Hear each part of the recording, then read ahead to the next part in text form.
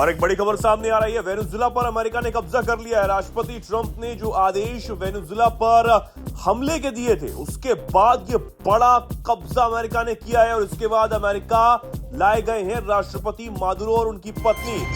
बताया जा रहा है अमेरिकी सेना ने राष्ट्रपति मादुरो को उनके बेडरूम से उठाया है उनकी पत्नी के साथ। अब वो अमेरिका लाए गए हैं और इसकी तस्वीरें भी सामने आ गई हैं। और अब इस पूरे मामले पर चीन ने हमले पर नाराजगी जताई है।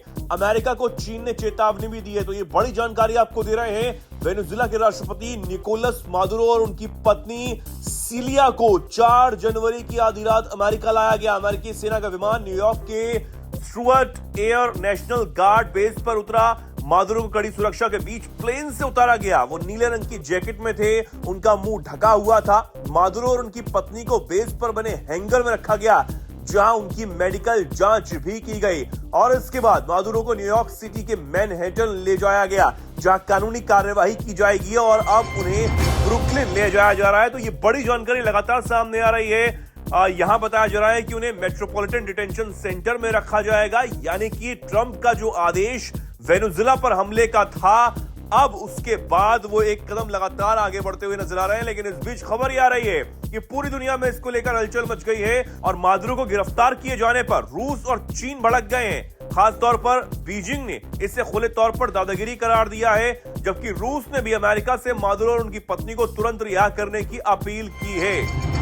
चीन के विदेश मंत्रालय ने बीजिंग में जारी बयान में कहा कि अमेरिका का यह कदम हेजेमोनिक एक्शन है, जो अंतर्राष्ट्रीय कानून और संयुक्त राष्ट्र चार्टर के मूल सिद्धांतों का खुला उल्लंघन करता है।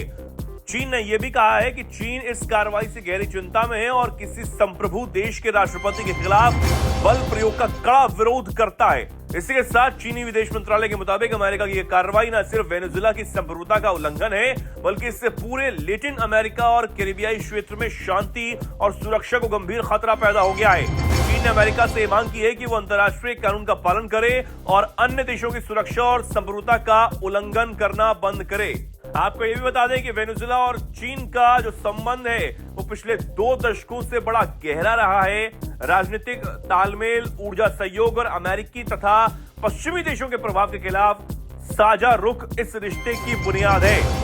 वहीं आपको बता दें, रूसी विदेश मंत्रालय ने भी वेनेजुएला और अन्य लैटिन अमेरिकी देशों से इस समर्थन की मांग की है और कहा गया है कि तत्काल एक बैठक जो है वो बुलाई जाए। रूसी विदेश मंत्रालय ने भी जोर देकर कहा है कि मौजूदा हालात में सबसे जरूरी है कि हालातों को और बिगड़ने से रोकना और बातचीत के जरिए समाधान निकालना। तो लगातार जो तनाव है वो बना हुआ नजर आ रहा है और इस बीच पूरी दुनिया में एक नई हलचल पैदा हो गई है।